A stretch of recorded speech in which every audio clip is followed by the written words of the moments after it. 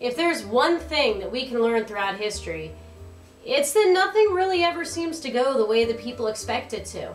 During Reconstruction, the radical Republicans planned for equality for all of the freed slaves in the South, but instead they were met with the Jim Crow laws and the KKK. Throughout the Progressive era, people bought canned meat and processed foods, hoping to save some time while making healthy meals for their family in the new urban environment.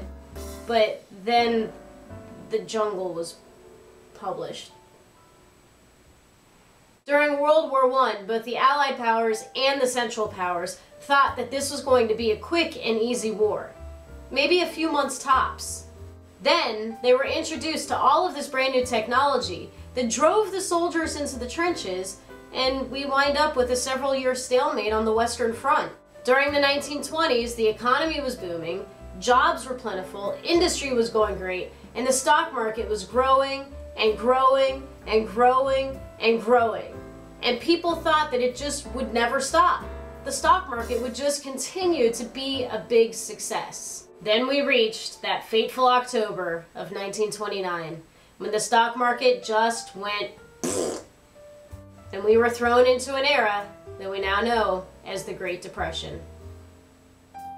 How can you let things get so bad? It wasn't one simple event, like the stock market crash, that threw this nation into a downward spiral.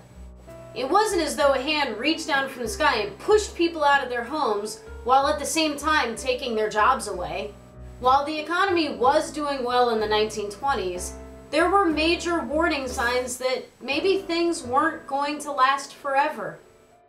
Yes, they had fancy new things like automobiles, radios, vacuum cleaners, and in some homes, washing machines. But how did they get the money for all of this new technology? How did all of this spending and consumption play a role in the start of the Great Depression? We are going to explore three major causes of the Great Depression and how the Roaring Twenties threw us into the downward spiral of the depressing 30s. The first cause of the Great Depression is something called overproduction.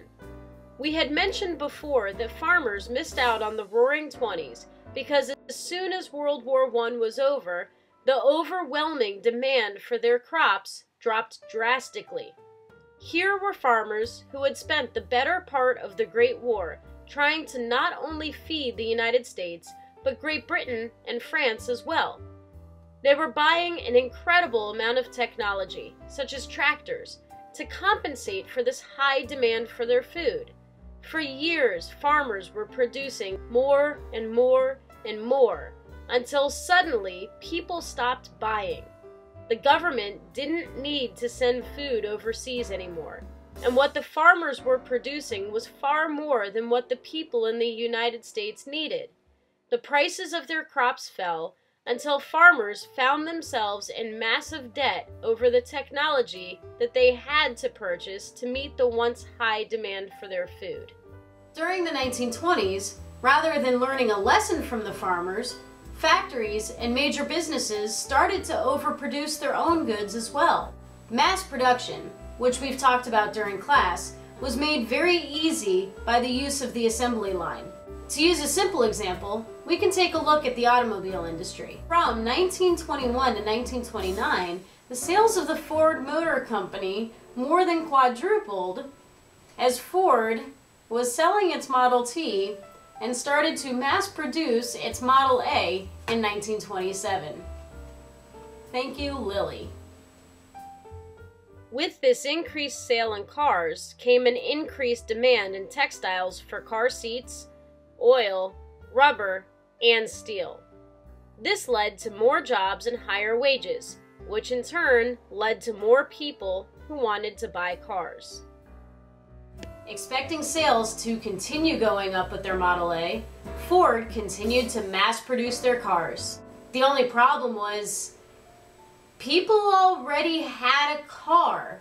Nothing had changed. There was nothing new and fancy on this Model A that wasn't already on the car in their driveways. So, people stopped buying.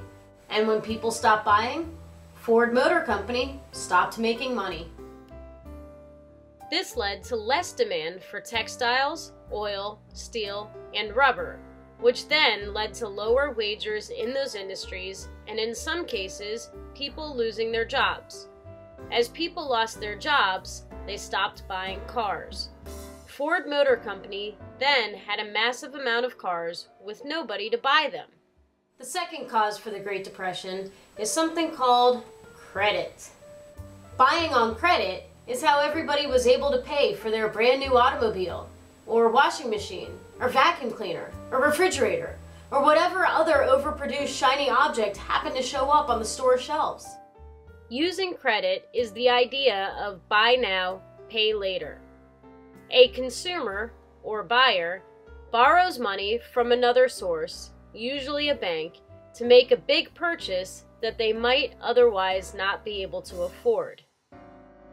Personal finance lesson, kids. If you can't afford it, don't buy it. The borrower agrees to pay the money back in time with interest. Interest means that they're charged for the money that they borrowed. For example, if I use my credit card to buy a sweet $2,000 computer and I don't pay the bank back right away, my new $2,000 computer could wind up costing me $2,500 instead. Credit caused a lot of people to go into debt, and as employers started to cut hours or wages, they couldn't pay back the banks all of the money that they had borrowed. The banks responded to this debt by taking back all of those shiny new objects that everybody had bought during the 1920s. Some families were left with nothing. Speaking of buying on credit, the third cause of the Great Depression brings us back to the stock market crash of October 1929 and that whole consumer policy of buy now, pay later. Over-speculation. This is a fun economic term that I am going to try to put into 7th grade words for you. People wanted to make money quickly. I mean, really, who doesn't? A quick way to make money was to invest in the stock market. By buying shares in a successful business, you could potentially double your money in just a few days' time. For example, if Prairie Annie's Buffalo Chips started selling stock at $25 per share, you could invest $100 in the business and buy 4 shares. Since opening up her Buffalo Chip company, Prairie Annie sure has become quite the fashionista. What was up with that sparkly cowgirl hat? Anyway, the Buffalo Chip company starts to do really well. People are buying up the stock like crazy. Suddenly, each share of the company is worth a lot more money. Let's say something like $50 more. You bought 4 shares worth $25, investing $100. Now, each share is worth $75. That means you own $300 worth of stock in Prairie Annie's Buffalo Chips. Check that out. You just tripled your money overnight. People liked the idea of that fast money making, like we said before. Who doesn't? So, they just started buying everything. They got overly excited and started expecting more from the stock market than it could deliver. People started to buy stock on margin, which is like using credit for the stock market. They would borrow money from stockbrokers, people who buy and sell shares of corporations, to make an investment. If the stock failed and was worth less than what the investor paid, not only would the investor lose his own money, but he would also owe money to the broker.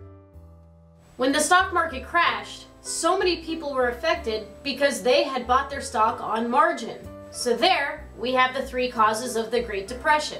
In a moment, we are going to take a look at 3 types of programs that could help solve, or at least soften, the problems of the Great Depression. But first, music break!